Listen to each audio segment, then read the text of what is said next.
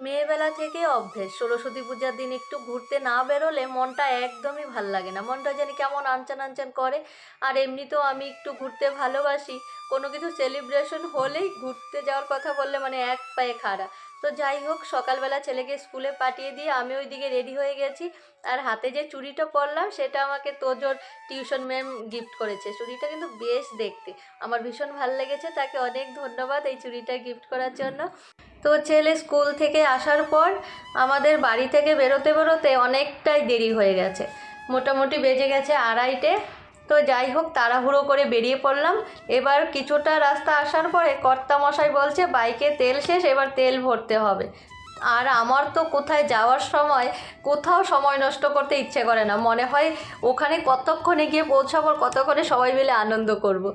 তো এবার তেল ভরে ময়ূরকে স্কুল থেকে নিয়ে আমরা সবাই মিলে চলে এসেছি ওই গাজলডোবা তিস্তা ব্যারেজের আগে ইনফিনিটি অ্যাডভেঞ্চার রিসর্টে। এই রিসর্টটা কিন্তু অনেকটা বড়, এখানে কয়েক ঘন্টার সময় কিন্তু খুব সুন্দরভাবে কেটে যাবে। আর ছবি তোলার জন্য তো প্রচুর জায়গা রয়েছে।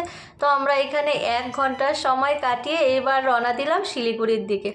দুপুরবেলা তো ওই ভোগের খিচুড়ি খেয়ে বেরোনো হয়েছে, আর এখন সারাদিন ঘোরাঘুরির পরে 3 জনেরই খুব খিদে পেয়ে গেছে।